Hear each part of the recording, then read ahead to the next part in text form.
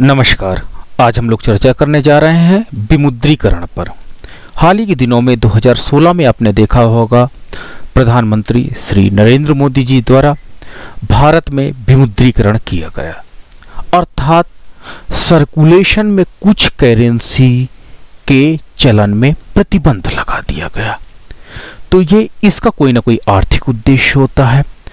आज हम इस लेक्चर के अंतर्गत ये देखेंगे कि भारत में विमुद्रीकरण कब कब किया गया और इसके पीछे का मोटो क्या रहा। तो आइए हम देखते हैं क्या है विमुद्रीकरण। विमुद्रीकरण अपने कानूनी निविदा की मुद्रा को हटाने का कार्य है, अर्थात जो अर्थव्यवस्था में मनी सर्कुलेशन में होती है उस मनी को क्या किया जाता है, प्रतिबंधित कर दिया जाता, अर्थात अब वो मुद्रा लेन देन की मुद्रा लीगल रूप में नहीं रहती है।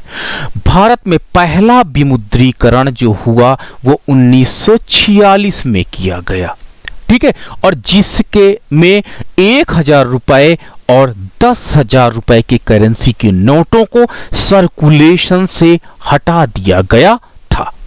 तो अर्थात 1946 में के पहले आपकी इकोनॉमी में 1000 रुपए की करेंसी चल रही थी और 10,000 रुपए की करेंसी चल रही थी, और जिसमें पहला विमुद्रीकरण के अंतर्गत इस नोटों पर प्रतिबंध लगा दिया गया था। हालांकि दोनों नोटों को 1954 में 5,000 रुपए की अतिरिक्त मुद्रा के साथ फिर से शुरू किया गया, अर्थात अर्थव्यवस्था में जो अभी आपको करेंसी नहीं दिख रही होगी 5,000 10,000 की, वो करेंसी हमारी इकोनॉमी में चल चुकी है, लेकिन उसको विमुद्रीकरण के अंतर्गत हटाया भी जा चुका है। दूसरा विमुद्रीकरण 1978 में हुआ और 1000 रुपए और 5,000 रुपए और 10,000 रुपए की मुद्रा पर प्रतिबंध लगाया गया। अर्थात 1978 में जब दूसरा विमुद्रीकरण हुआ तो इसके अंतर्गत ये जो बड़ी करेंसी पहली बार जब विमुद्रीकरण हुआ उसमें बंद किया गया, 1954 में फिर से चालू किया गया और 1978 में इसे फिर से हटाया गया। और तीसरा जिसे और अंतिम विमुद्रीकरण कह सकते हैं वो 8 नवंबर 2016 को हुआ, जिसको आपने देखा होगा और बैंकों के सामने आपने भी लाइन लगाई होगी। तो ये तीसरा विमुद्रीकरण था जो सन 2016 को हुआ और जिसके अंतर्गत 500 रुपए और 1000 रुपए के नोटों पर प्रतिबंध लगा दिया गया। तो क्लियर हुआ कि आरबीआई अधिनियम 1934 आरबीआई को देश में मुद्रा परिसंचरण को अनिवार्य करने की शक्ति प्रदान करता है, अर्थात देश में एक ही प्रकार की करेंसी पूरे देश में ऑपरेट हो, और इसके लिए आरबीआई अधिकृत है। लेकिन और उसी के कारण इसे हटाया गया। आरबीआई को पता था कि वास्तव में कहीं ना कहीं ब्लैक मनी जनरेट हो रही है और इस ब्लैक मनी को हटाने के लिए विमुद्रीकरण इंपॉर्टेंट पार्ट बन जाता है। उच्चतम नोट मूल्य वर्ग की जो मुद्रित किया जा सकता है वो 10,000 रुपए का नोट था जो भारतीय अर्थव्यवस्था में सर्कुलेट हो चुका है। अब प्रश्न आता है क्या है विमुद्रीकरण। जब सरकार पुरानी मुद्रा को, ओल्ड करेंसी को कानूनी तौर पर बंद कर देती है कि अब इसमें लेन देन संपादित नहीं किए जा सकते हैं और नई मुद्रा लाने की घोषणा करती है, तो इस प्रक्रिया को हम डिमोनेटाइजेशन कहते हैं। और इसके बाद पुरानी मुद्रा अथवा नोटों की कोई कीमत नहीं रह जाती, वो केवल एकमात्र कागज बन करके रह जाता है। हालांकि सरकार द्वारा पुराने नोटों को बैंक से बदलने के लिए लोगों को समय दिया जाता है कि आप टाइम पर अपने करेंसी को, जो ओल्ड करेंसी है, बैंक में जाइए, यानी एक प्रकार से ब्लैक मनी भी होगी तो आपको व्हाइट मनी में कन्वर्ट करके ही उसको चेंज कर सकते हैं, और इससे पता चल जाता है कि इकोनॉमी में कितनी ब्लैक मनी है। तो इस प्रकार पुराने नोटों को भी बदलने का टाइम सरकार देती है ताकि एक लीगल फॉर्म में गवर्नमेंट के पास recollection of the old currency हो सके।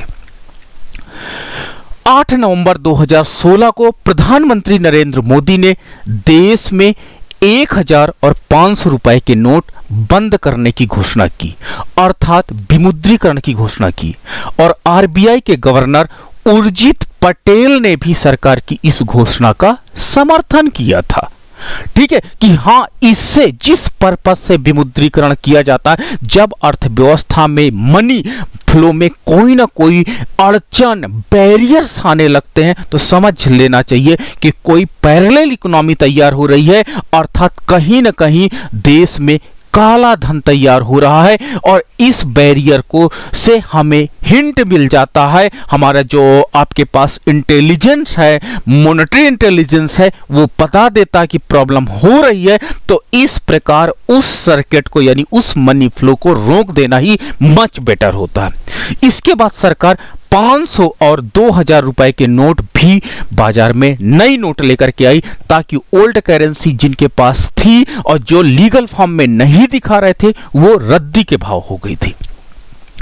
आरबीआई के अनुसार 31 मार्च 2016 तक भारत में 16.43 लाख करोड़ रुपए के मूल्य के नोट बाजार में थे, और जिनमें से करीब 14.18 लाख रुपए 500 और 1000 के नोट के रूप में थे। और 1938 में गठित भारतीय रिजर्व बैंक ने अभी तक 10,000 रुपए से अधिक का नोट जारी नहीं किया, जो 1978 के विमुद्रीकरण में अर्थात द्वितीय विमुद्रीकरण में प्रतिबंधित कर दिया गया है। विमुद्रीकरण प्रश्न होता है क्यों किया जाता है? जब 2016 का विमुद्रीकरण हुआ तो इसमें कई आलोचक सामने आए और उन्होंने कहा कि आपने जिस पर्पज के लिए विमुद्रीकरण किया, क्या वो पर्पज सॉल्व हुआ? ठीक है, तो कई प्रश्न होते हैं। तो प्रश्न ये बनता कि आखिर हम जो डिमोनेटाइजेशन करते हैं, वो डिमोनेटाइजेशन क्यों करते हैं? तो डिमोनेटाइजेशन करने के पीछे काला धन समाप्त करना, भ्रष्टाचार समाप्त करना, नकली नोट को बंद करना, आतंकवादी गतिविधियों के लिए जो फंडिंग होती है उस पर अंकुश लगाने के लिए भी डिमोनेटाइजेशन किया जाता है, और सरकारें विमुद्रीकरण का फैसला लेती हैं। अवैध गतिविधियों में संलग्न लोग नोटों को अपने पास ही रखते हैं, और ऐसे में विमुद्रीकरण सीधा उन पर प्रहार करता है, सीधा उस पर चोट करता है, और इस प्रकार जो आतंकवादी गतिविधियां हैं, इस पर बैरियर लग जाता है। इस प्रकार की एक्टिविटी काफी कम हो जाती है। ठीक है, तो ये विमुद्रीकरण कहीं ना कहीं अवैध गतिविधियों को पर अटैक करने के लिए किया जाता है।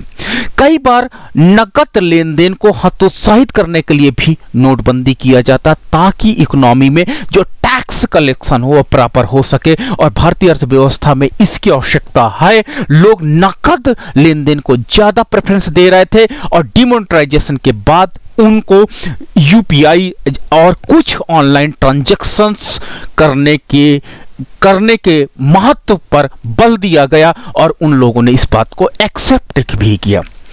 केंद्र की मोदी सरकार को भी उम्मीद है कि नोटबंदी से काला धन, नकली नोट, आतंकवाद पर अंकुश लगेगा। हालांकि नोटबंदी के चलते आम आदमी को काफी मुश्किलों का सामना करना पड़ा, बैंकों पे बड़ी बड़ी लाइनें लगानी पड़ी, लोगों के इमरजेंसी कार्य रुक गए, और जिससे उनको काफी ज्यादा परेशानी भी उठानी पड़ी।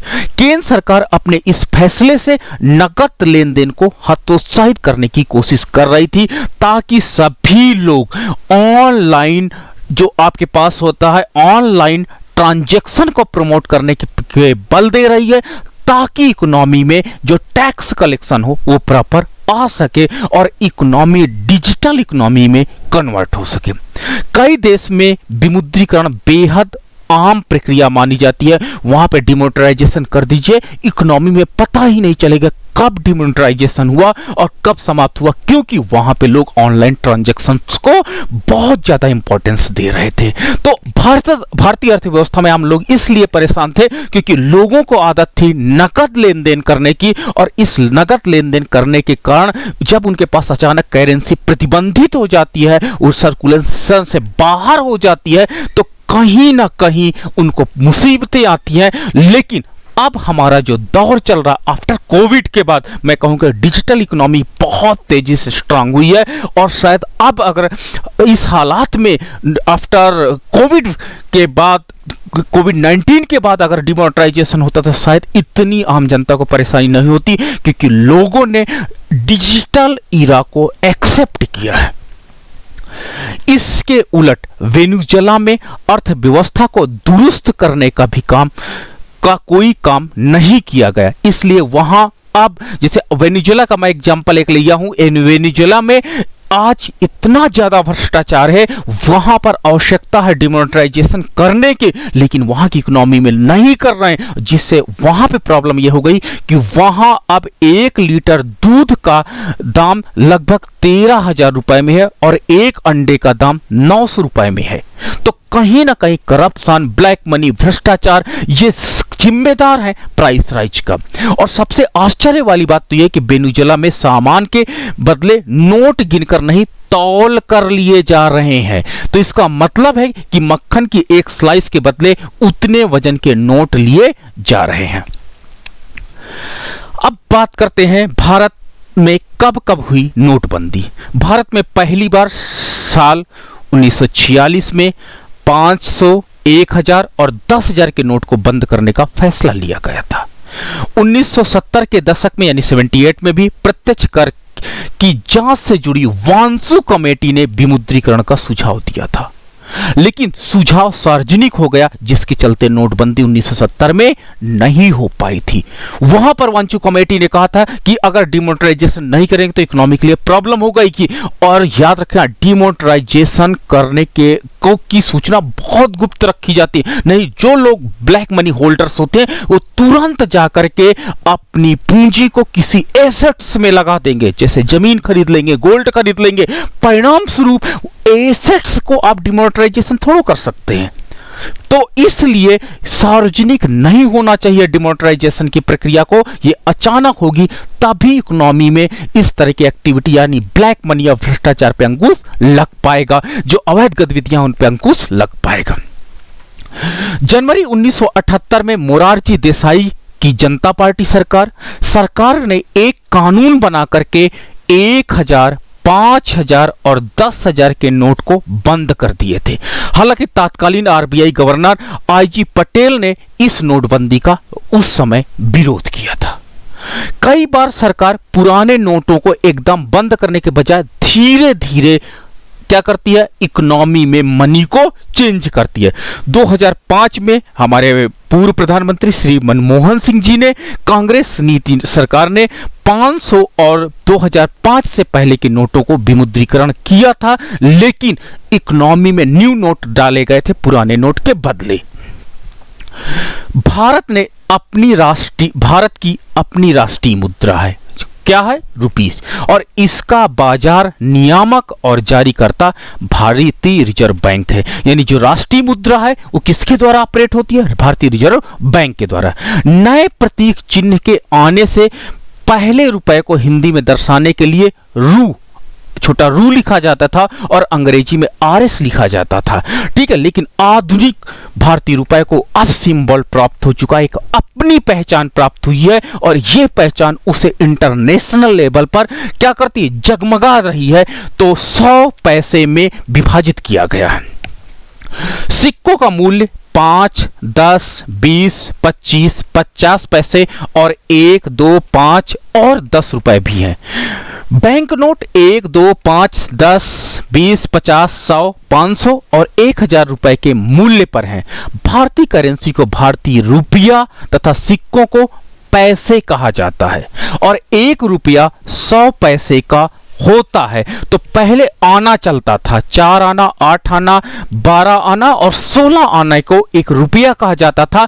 तो 1956 में आना पद्धति को हम लोगों ने अस्वीकार कर दिया और उसके बदले हम लोगों ने पैसे की करेंसी को पैसे के रूप में इसको एक्सेप्ट कर लिया। तो that is very important point. आना पद्धति 1956 में समाप्त करने के बाद हमने पैसे यानी 100 पैसे के आधार पर हमने अपना रुपीस को चालू किया। भारतीय रुपए का प्रतीक यह डिजाइन देवनागरी आर और लैटिन आर के सदस्य और जिसके ऊपर दोहरी आड़ी रेखा यानी आर, देखिए आर और इसमें दोहरी आड़ी रेखा है। तो ये रुपीज हिंदी में भी आर और इंग्लिश में भी अगर इसको हम लाइन मिला दे तो आर हो जाएगा, तो यानी रुपीज, और ये हमारे कहीं ना कहीं हमारे तिरंगे को भी स्पष्ट कर रहा है। भारतीय रुपया चिन्ह जो आपके पास आर है, ये देख सकते हैं आप, ठीक है। आपका एक लाइन एंड 2 लाइन। भारतीय रुपया आधिकारिक मुद्रा है, ये चिन्ह हम लोगों ने एक्सेप्ट किया है और इसके प्रयोग किए जाने वाला मुद्रा चिन्ह है। यह डिजाइन भारत सरकार द्वारा 15 जुलाई 2010 को सार्वजनिक किया गया था। That is very important dates है, ठीक है। मूलतः ये नया चिन्ह देवनागरी अक्षर आर पर आधारित है, किंतु ये रोमन कैपिटल आर का बिना ऊर्ध्वगामी डंडे का आभास देता है और इस चिन्ह को इन दोनों अक्षरों का मिश्रण माना जाता है, यानी हिंदी के आर रा और इंग्लिश के आर का मिश्रण है आपका भारतीय रूपी सिंबल। मूल रूप से तमिल भाषी इस अभिकल्प उदय के अनुसार जब वो इसका डिजाइन कर रहे थे, किन्होंने किया? उदय जी ने किया। That is very important. जो भारतीय रुपए का सिंबल है अभिकल्प उदय जी के अनुसार है, सोच रहे तो उन्हें लगा कि सिर्फ देवनागरी लिपि से संबंधित कोई चिन्ह ही भारतीय भावनाओं को व्यक्त कर सकता। ऊपर की तरफ समांतर रेखाएं, उनके बीच में खाली जगह समेत भारतीय झंडे तिरंगे का आभास देता। तो इस प्रकार जो भारतीय रूपी बना गया 1 और 2, तो ये कहीं ना कहीं हमारे तिरंगे की पट्टी को भी रिप्रेजेंट करता। तो देवनागरी रूपी का आर रा और अंग्रेजी का आर और हमारे तिरंगे को सम्मिलित करके हमने क्या किया? भारतीय रूपी के आर को स्वीकार किया। भारतीय मुद्रा निर्माण प्रारंभ में छोटे छोटे राज्य थे, वहां जहां पर वस्तु विनिमय अर्थात वस्तुओं के बदले दूसरी वस्तुओं का आदान प्रदान संभव था, परंतु कालांतर में बड़े बड़े राज्यों का निर्माण हुआ तो यह प्रणाली अब समाप्त हो गई और इस कमी को पूरा करने के लिए मुद्रा को जन्म दिया गया। तो यानी वस्तु विनिमय प्रणाली थी, वस्तु के बदले वस्तु देना पहले तो चलता था, अभी आज भी गांव में चलता है। गांव में ऐसी परंपरा है, एक लोग सब्जी देते हैं, दूसरे लोग गेहूं देते हैं, तीसरे लोग चावल देते हैं, तो इस प्रकार की परंपरा है। लेकिन जब आपकी इकोनॉमी बड़ी हो जाएगी तो वहां पे मुद्रा की आवश्यकता निश्चित रूप से पड़ेगी। इतिहासकार KVR आयंगर का मानना है कि प्राचीन भारत में मुद्राएं राजसत्ता के प्रतीक के रूप में ग्रहण की जाती थी, परंतु प्रारंभ में किस व्यक्ति अथवा संस्था ने इसका जन्म किया,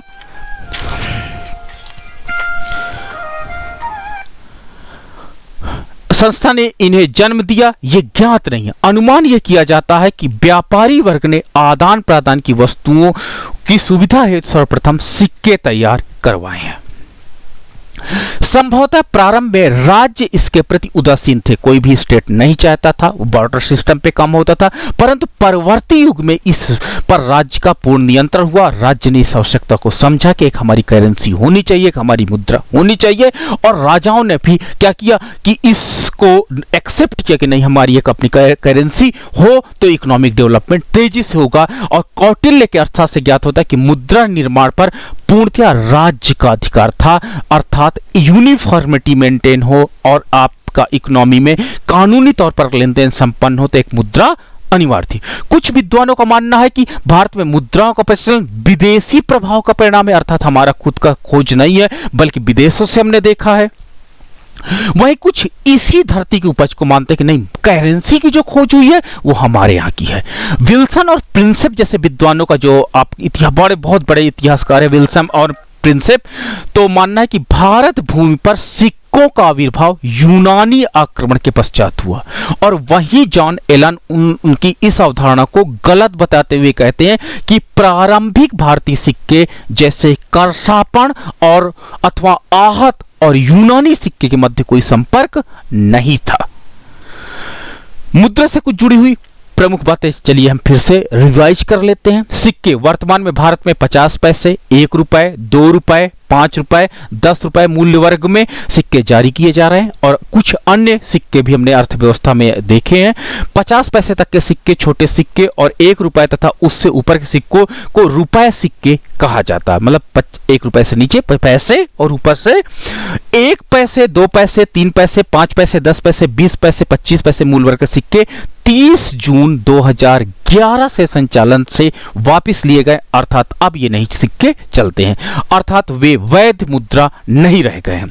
अब बात करते हैं करेंसी। वर्तमान भारत में 10 रुपये, 20 रुपये, 50 रुपये, 100, 500, 1000 तो अभी प्रतिबंधित चल रहा है, और 2000 मूल्य वर्ग के बैंक नोट जारी किए जा रहे हैं, क्योंकि भारतीय रिजर्व बैंक द्वारा जारी किए जाते हैं और इसलिए इन्हें बैंक नोट कहते हैं, क्योंकि बैंक के द्वारा जारी किया जाता है।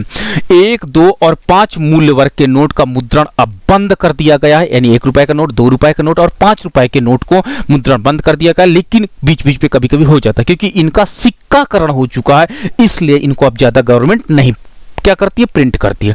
तथा पहले जारी किए गए ऐसे नोट अभी भी संचालन में पाए जा सकते हैं। ये नोट वैध मुद्रा ही बने रहेंगे। जो पहले के आपके 1 रुपए के 2 रुपए के नोट है, आपके घबराने की आवश्यकता नहीं है, वो भी एक्सेप्टेबल है, लेकिन न्यू करेंसी अब इन पे छापी नहीं जा रही है। उच्च मूल्य वर्ग के बैंक नोटों का विमुद्रीकरण मुख्यतः अशोषित धन पर नियंत्रित रखने के प्रयोजन से जनवरी 1946 में उस समय संचालन में मुद्रा 1000 और 10,000 रुपए के बैंक नोटों का विमुद्रीकरण किया गया था। 1954 में 1000, 5000 और 10,000 के उच्च मूल्य वर्ग के बैंक नोटों को फिर से जारी कर दिया गया, और 1978 में आपके 1000, 5000 और 10,000 रुपए को एक बार से फिर से विमुद्रीकृत कर दिया गया था, दोबारा जो विमुद्रीकरण किया गया था। और 2016 में आप देख सकते हो तो 1 रुपया भारत सरकार की देयताओं में करेंसी ऑर्डिनेंस 1940 के अंतर्गत जारी 1 रुपए के नोट को भी विधि मान्य मुद्रा है, और उन्हें भारतीय रिजर्व बैंक अधिनियम 1934 के सभी प्रायोजनों हेतु रुपए सिक्के के रूप में प्रयुक्त माना जाता है, क्योंकि सरकार द्वारा जारी रुपए सिक्के भारत सरकार की देयताओं में आते हैं, इसलिए सरकार द्वारा जारी 1 रुपए भी भारत सरकार की देयता का पार्ट है। मुद्रा प्रबंधन में भारतीय रिजर्व बैंक की भूमिका। भारतीय रिजर्व बैंक अधिनियम 1934 के आधार पर मुद्रा प्रबंधन में भारतीय रिजर्व बैंक की भूमिका निर्धारित करते हैं, और भारतीय रिजर्व बैंक भारत की मुद्रा संबंधी कार्य को संभालता है। हाँ, भारत में मुद्रा विमुद्रीकरण का सरकार पुरानी मुद्रा को समाप्त कर देती है और नई मुद्रा चलन में लाती है। तो इससे क्या होती है, पुरानी मुद्रा की फिर वैधता नहीं रह जाती है। आमतौर पर अर्थव्यवस्था में काले धन पे काबू पाने के लिए विमुद्रीकरण जैसा कदम उठाया जाता है, और इस प्रकार काला धन आपका वो होता है जो टैक्सेबल इनकम होती है, बट आप टैक्स से बचते हो तो वो इनकम आपकी ब्लैक मनी में कन्वर्ट हो जाती है। अब नकली नोट, काला धन बनाम विमुद्रीकरण। तो देश में नकली नोट का संबंध 1991 से प्रारंभ से आर्थिक सुधार से माना जा रहा है। जब हमारा एक न्यू इकोनॉमिक रिफॉर्म हुआ तो वहां से हमने मार्केट को ओपन किया, और वहां से आपके पास ब्लैक मनी जनरेट होना चालू हो गई, नकली नोट चालू हो गई। उदारवाद के बाद 4 कम्युनिस्ट पार्टी कांग्रेस समर्थित संयुक्त मोर्चे की सरकार ने सन 1996-97 में 335,900 करोड़ रुपए की नई मुद्रा छापने की आवश्यकता बढ़ गई।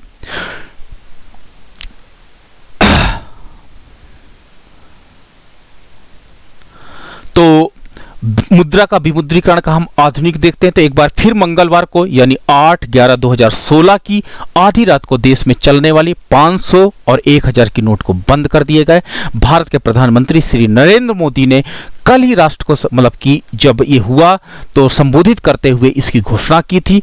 अब आपको 500 और 1000 के नोटों के बैंक या डाकघरों में जाकर के बदलने का आदेश दिया गया कि अगर आप इससे मतलब आप जो पास आपके पास करेंसी है और आपके पास अथराइज मनी है तो आप जाइए और उसको लीगल फॉर्म में शो करिए। तो ये हमने देखा ब्लैक मनी क्या है और ब्लैक मनी किस उद्देश्य से की जाती है। तो ये आपका प्रवक्ता.com से इसमें काफी इंफॉर्मेशन कलेक्ट की गई थी। So much, thank you.